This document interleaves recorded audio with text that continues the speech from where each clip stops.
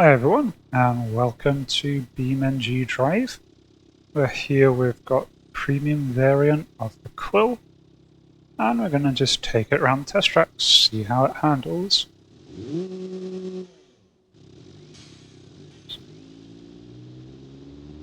Definitely a lot slower off the mark than sports variants, not surprising. Can hear the turbo kicking in and out. Of course, this being the premium version, we've got power assisted everything and automated or automatic gearbox. So a lot less work. Ooh, the rear lights are very bright. That's normal for imports from automation to BeamNG.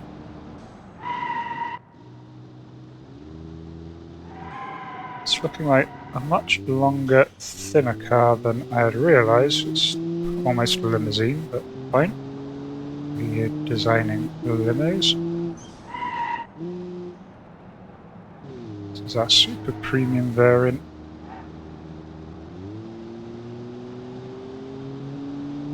Let's see how it goes on the downhill.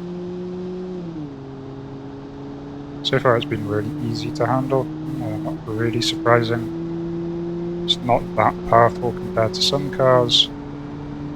It's easily doing 110.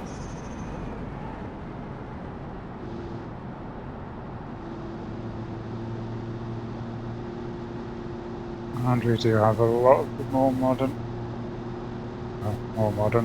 late 70s driver assist.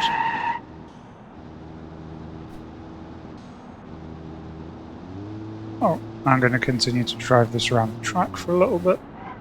And when I feel ready to do a time trial, I will catch you guys there. Well, as with the T-Rex, this is really quite an easy car to drive. It's not particularly fast, handles really quite well. Nice and easy that even I can manage to take it around without doing anything too crazy. So I'm ready to jump in, see how we do time-wise. I believe 2 minutes 51 was the test track time in automation. So let's see how we can compare to that.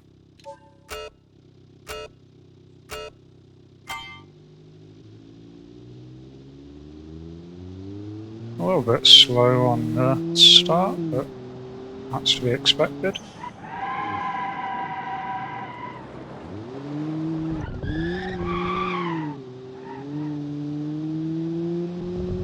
Definitely didn't give that corner enough room, but seems to have kept it going.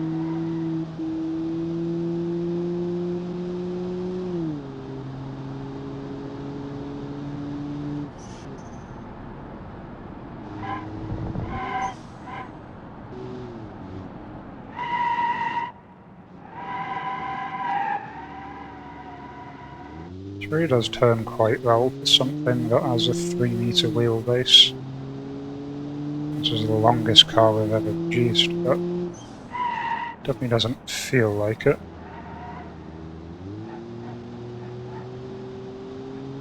I am definitely noticing going around that this engine is a lot weaker than our sports variants. Which don't make sense, but it's still something we should probably keep an eye on. And I think we are going to need to replace this completely in the next generation.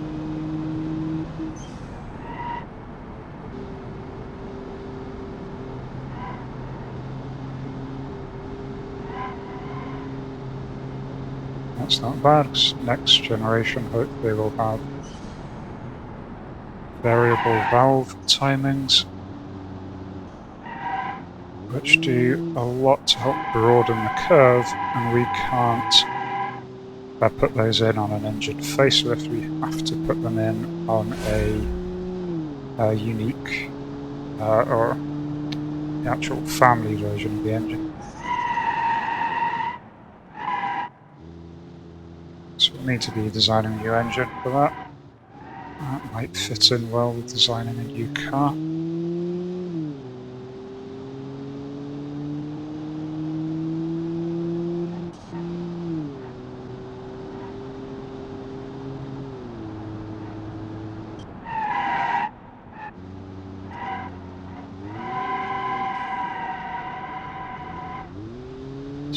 first car that I've tried that I've not really struggled on that section after the chicanes. Normally that's where I have a lot of trouble.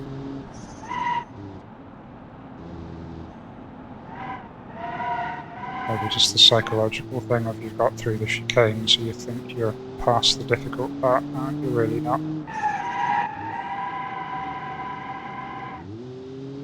Okay, so it's just hit 2:51 there, so I'm not going to match the time. It's not going to be too bad. 3 minutes.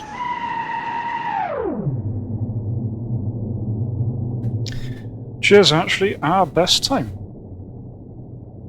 That's quite surprising, so that actually beat all of the sports car variants just because it's so much easier to handle.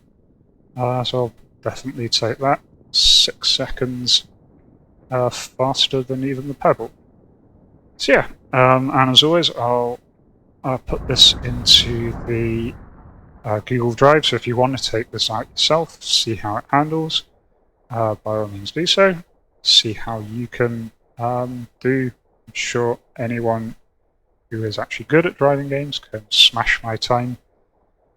But otherwise, let's jump over to automation and take a look at where we left things. So welcome back to automation. So when we left off, the Quill had just entered production, and it was already selling outstandingly well. Pebble, the final facelift, is almost finished. But before we can do anything with Pebble, let's give the Quill its first facelift. So we're going to jump straight in and design a new facelift, and this is going to be our 82 variant. There's probably not too much that we can do with the engines, but let's just see. Give them a new variant. Okay, so in terms of the engine, the one big change that I've put in is moving from single-point EFI to our new tech of multi-point electric fuel injection. Now, that didn't do much to the stats on its own, other than massively lowering the octane, and so I used that spare octane that we had, lowering the fuel mixture, and that's given a huge boost to our fuel economy. And I think this is going to be cheaper to run overall. It's a tad more expensive, about 130 more material cost, ever so slightly more man hours to produce. But I think that's really going to be worth it for putting the fuel efficiency up almost 50%. So we'll start here with the premium budget version. So in editing this trim, really the biggest change that I've done is put in the longitudinal all-wheel drive as opposed to rear-wheel drive, and also going from the automatic to the advanced automatic gearbox. So there's not too much difference between the automatic and advanced automatic in terms of speed, but it does give it a lot higher drivability stats. The real big difference here is going to all-wheel drive. It is a tad more expensive than the rear-wheel drive version, but it's not really that much. And what it did let me do is really reduce the quality of the tyres, or the width of the tyres rather. And so we ended up saving a lot of money. This is now a better car, but is even more affordable than it used to be. Essentially just having the acceleration split between all the wheels means that we didn't need massive tyres to avoid having our mix of oversteer or understeer issues. Otherwise, I did edit the inside a little bit. Because this is the budget version and they're really happy with it, I was able to cut down on the entertainment by quite a bit while still getting a really good score here. So this is definitely the cheaper version. We're getting 63.1% of the premium budget market.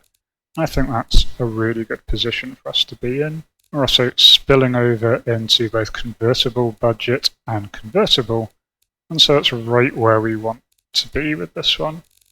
And as before, this does have all of these odd additional factors here, going in sort of an expensive end of commuter. probably largely because of the fuel efficiency of the new engine. But that's all looking pretty good. So now we can look at the premium variant. So I've done pretty much the same thing with the premium version. Going for advanced automatic and all-wheel drive. Again, what that's let me do is mess around with the tyres. So I've lowered the size of the tyres, making up for the added cost of the all-wheel drive. It's also let me mess around with the spacing a bit more, that even with the spacing up at the maximum here, so a really sharp first gear, they're getting no wheel spin at all, because now all four wheels are trying to drive it, not just the rear two. Now the phonograph has disappeared from our list, so we're on to luxury 8-track. They do prefer the luxury 8-track for the premium market. The luxury market does prefer the luxury cassette.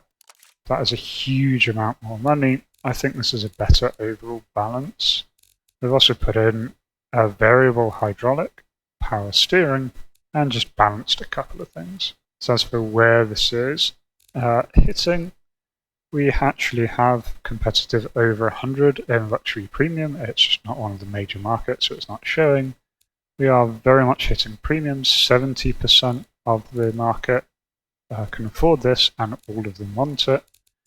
And equally the luxury market, we're doing very well. And a bit of bleed over into convertible, that's fine. And then we're getting some of these more premium ends elsewhere. Family sports premium, commuter premium, and also the SUV market's a bit confused. And I'm renaming the convertible budget. So the convertible, that was what we were actually aiming for with this one. Convertible budget's kind of catered for already with our other one. We're going for a bit more of this market here. So with this one, I have focused a bit more on the convertible premium than I did previously. Just because we're hitting the convertible market no matter what. Do want to make this at least sell into the convertible premium. Still want that going overboard on the cost. So again, same as before. Advanced automatic, all-wheel drive. Changed around the gearing. Played around with the wheels, making them a bit smaller. Paid for the all-wheel drive. I put in a little bit stronger brakes on this one. The convertible premium really like that. It didn't cost too much more. That is the main increase in cost there, is putting in bigger brakes on this version. Stuck with the same interior entertainment as before. Really just to keep a good balance between these two. I want the convertible premium market to really like this car. At the same time, I want most of the convertible market to afford it. Going to advanced 80s is really not that much cost. It's mostly in the engineering time and just did a general rebalance. And so right where we want it for this one, hitting the convertible and the convertible premium markets. It's not really there for the convertible luxury. Mostly because its soft top is taking away a bit of that. It is possibly going to sell into that market, but I think it's just not enough.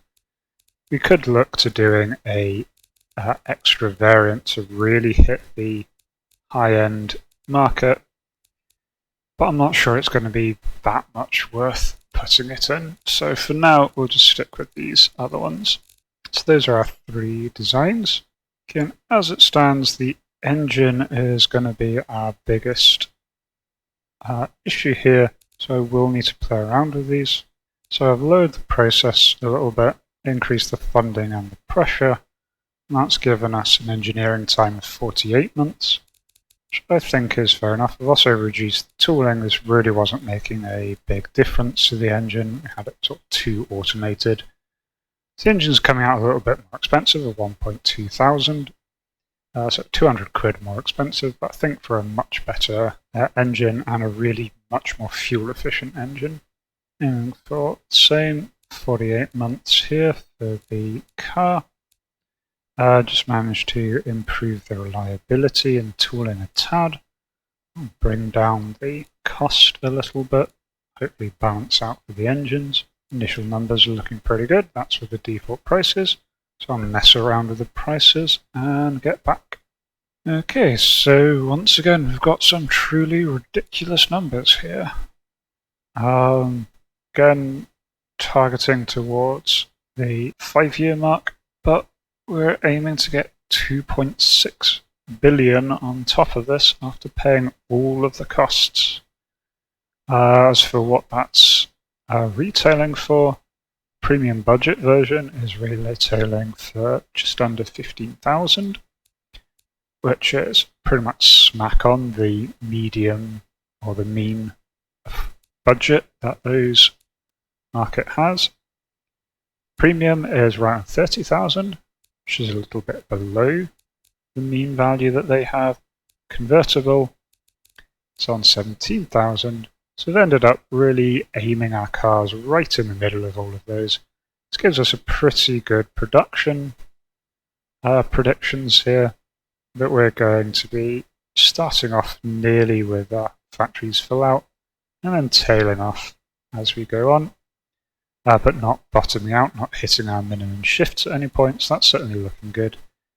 We might want to think about upgrading in the future, but for now, upgrading the size of the factory in the future. For now, I think this is going to go pretty well. And by not upgrading, we're keeping the factory downtime to a minimum, and I think that's going to be quite important. So this is going to cost 200 million all in. We really don't need a loan, we've got over 1 billion right now. And so just sign those off. 4 years later, we'll have the new version of the Quill. So now we can advance time until the last facelift of the Pebble comes out. So there we go. The Pebble 78 has just completed engineering and coming out the gates with 6 million in profit per month. So it's selling over 3,000 vehicles. The Light Sports Premium version's a little bit less in sales. Convertible Sports and Light Sports versions are pretty much tied there. Nothing compared to the sales of the Quill, but again, that's to be expected. We're kind of mass producing the Quill, selling a lot to the cheaper markets. So next on our list of things to do is design the replacement for the Pebble. We've been having a look at our various car options here, and I'm trying to decide between these two variants here. So very similar 2.5 wheelbase and 2.7 wheelbase. 2.7, I don't know, looks a bit cooler, but it is a bit bigger. 2.5 is a little smaller. That's more the kind of thing that we've been going for in the past. They both do have hardtop, soft top, and regular coupe versions. And actually, the smaller one has a larger cabin size. There really isn't too much between them. I kind of like the more unique look of this 2.7 wheelbase size. This is going to be larger than most of the sports cars that we've been doing, but it should still fit nicely. So let's go ahead and pick this one. And to try and bring down costs, looking at our current sales, we have been actually maxing out this small 3 factory, so I think it is time to upgrade the factories. So I'm going to try once again to go for steel presses. If we're going to steel presses, we can also get the monocoque chassis, which is a bit more expensive, but does bring down the weight a little bit. So hopefully this will give us a mass-producible but light car. I'm actually going to see about putting the engine in the back for this one, see what things are like for sizes. But that does give it a bit of a bonus for sportiness, which might be quite nice for this car. Might change this to front longitudinal, I'm not really sure. That does give it a large bonus for drivability compared to rear longitudinal. Actually, yeah, save some engineering time, and we're going to increase the drivability. I think that's going to be worth it for the front longitudinal. Then we can go for our classic double wishbone, give this a bit of comfort. Now, we're going to be doing a new engine for this one. I think we're going to go up a little bit. We were using V8 before. Can put this in to be V10 engines instead. And since we've got a steel car, I don't think it's worth going light on the engine. But I think it might be time, since we're designing this new engine, to go for dual overhead cams. Actually, looking at this, we're not going to be able to fit in the V10 or any of the larger engines, since we are mounting this longitudinally. It's just not managing to fit in that relatively small car. So I've ended up with this design going back and forward a few times to settle on 6-litre V8 engine. It fits reasonably well. It is really filling out that bay there. It does give us the option of having these dual overhead cams, which I think is where we want to be going into the future. And so may as well take the engineering hit now. Having played around with some of the settings, I'm just not sure that the new engine is really competitive with our previous engine. I don't think we're really adding anything here, and I'm just going to end up with a carbon copy of our previous one. So instead of this, I am just going to replace the old 6-litre engine. And we're just going to see how much we can improve this with our new tech. So all in all, with this one, I've made a couple of changes. So we've gone to multi-point electric fuel injection, still on single configuration. And since we've got it available now, we can go to 95 RON premium unleaded. And that gives us engine RPM of over 900. I couldn't quite get it to over 1,000 here, but definitely looking very strong. So this engine's come a long way. This one started off down at 400 as its maximum. Now we're still getting it really good up to 900. And hopefully we'll be able to put in some more improvements as we go. So very, very heavy on the fill, but the length and the width isn't too bad at all. So let's go ahead with this design. The first one I'm going to design is probably going to be the Light Sports Premium option. Just round it out the shape a little bit more, give it some more cabin room, and make its rear look a little straighter. Might well try and see all-wheel drive instead of rear-wheel drive. It is less sporty, so we may need to change that, but it will make it a lot more controllable, so it's probably going to be worth it in the long run. Now I'm going to put it on manual, see if they prefer the advanced automatics. So you can kind of use that as a manual, you can still set the gear. Sports compound tyres, 215s for now, and see how that works. I'll go for variable hydraulic power steering. It's not as sporty as having no power steering at all, but it does increase drivability and comfort by quite a bit. Again, not bad as an initial guess. We are over 100 on the light sports category. That's the fuel availability that's dragging us down. Apparently there aren't many countries with that fuel. We are hitting a lot of super categories. So I'm just going to make this one explicitly Light Sports Premium. I'm going to design another one with a engine that works on the 90 RON fuel to be a sort of cheaper variant of this, to go for the Light Sports itself. And otherwise, this is going pretty well. I'll go through this and tweak everything. Yeah, incidentally, they do really prefer it as it stands with all-wheel drive. But hopefully we'll be able to get some more out of that just in terms of drivability. Right, so tweaked it a fair bit going through. I've added a rear wing and front lip to help with the downforce. We've gone for a manual 45 tyres front and back. Managed to get that working really nicely with the sports compounds there. Going for vented discs front and back, which really helps with the brake fade. We do have a hell of a big front brake.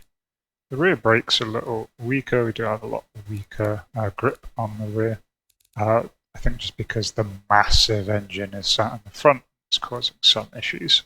They didn't really want all that much interior. I've gone basic and basic 8-track. That makes Light Sports Premium easily able to afford this. Super definitely can afford this. And they're really happy with that as it is. Ended up going for standard 70s. Apparently these guys really don't care about safety, so it's cheap out there. They do really like the variable hydraulic. Power steering, really just for that massive boost to drivability that it gives. But trying to control this car without power steering is hard.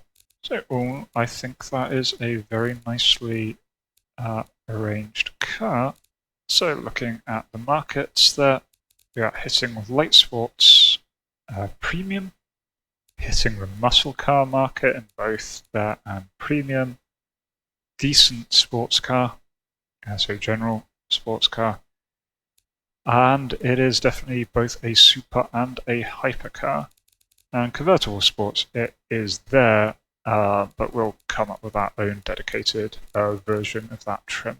Let's see how this now 900 horsepower car goes around the test track.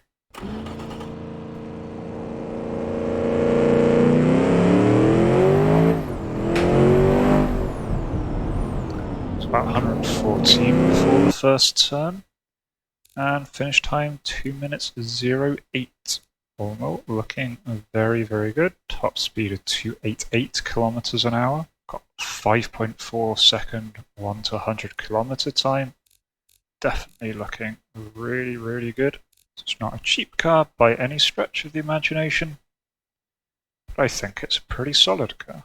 So the next step then is for me to try and make this look pretty. So I'm going to put on a time lapse and see you shortly.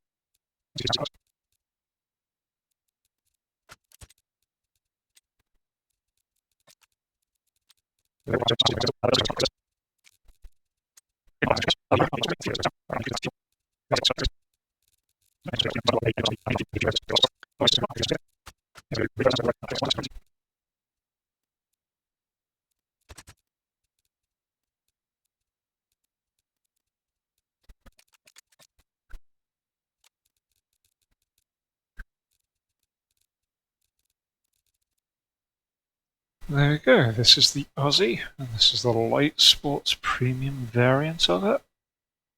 Decided to go for a red colour, since we've not actually got a red car. And red is pretty. So possibly looks a bit too modern for 1980s. It will be coming out probably just before the 1990s. Still pretty modern, let's just say we're cutting edge. I just like the way that the sort of light scheme worked with this particular body shape. So now we're just going to go for the Light Sports variant, and for that we are going to need to edit the engine. Yes, we're going to design a cheaper variant, mostly going for this 91 run, so we're going to need to play around with quite a few settings to get there. Didn't really need to change much for this one. Really, all I did is lower the max boost on the turbo, and that gave us the 91 run that we needed. And so here we have it. Light Sports variant, which is very affordable in all the categories. Very affordable, 60% of the Light Sports category. Even cheap enough that Light Sport Convertible Sport budget is considering this to be vaguely there. And so this should fill in nicely for the cheaper end of the market. And it has that 100% fuel availability absolutely everywhere. And so I think that's going to be a good version to get out. And then lastly, we are going to do our Convertible Sports. And the Convertible Sports variant is looking really, really good. As seemingly always, they absolutely adore this version, and they can actually really afford it. 80% of the convertible sports market can afford it. Pretty much all of the convertible supermarket can afford it. Convertible sports budget can't really afford it, but what can you do? So we've got a very nice convertible sports option there. I think those three versions should really hammer the markets that we're looking for. So, on to the factories. We are going to try upgrading to a medium 1 factory. Do need to put in steel presses. It's the only thing we absolutely need for this one. So we need to be refreshing everything since it is a brand new factory. 125 months engineering time. Let's see if we can reduce that by quite a lot. So we're really just trying to get this version out the door. I'm going to aim for 5 years. It's like a good turnover, and then immediately we can do a refresh, try and increase the reliability. So the engine factories, we should probably upgrade it as well. And aim for 60 months as well. And our initial numbers are looking pretty good. As always, that's just with the raw values. Let's edit some prices and see what we can get. There we go, I've balanced out those settings. So the Light Sports Premium version is retailing for 22.3 thousand, being manufactured for 15k. Light Sports version only has a small markup, 27%, going from 12k to 15k, 0.7 thousand, which is less than the average affordability there. So these should be very, very affordable. And Convertible Sports also selling for 21,000. So these are actually coming out really quite cheap, especially for how popular they are. So we're just going to have to see how this does. With an estimated 5-year profit of 1.5 billion. Certainly I think that is looking in an excellent state. Now here's an interesting question as to whether we take out a loan. I think I'm going to take out a small loan on this one. Actually thinking about it, I think we can afford this. Even though we've got the other things going on, we should make enough money. So I'll throw caution to the wind, deactivate the loan, just take the hit coming out of our cash there. This doesn't all come out at once. Most of this is going to be once the factory starts to get produced. So we'll just sign off on that. And otherwise, I think that's a good place to leave that there for today. So I hope you all enjoyed. If you did, do consider leaving a like and subscribing. If you want to have your name in the game, do consider joining Discord. The link is in the description. And otherwise, until next time, remember to have fun while playing. Cheers!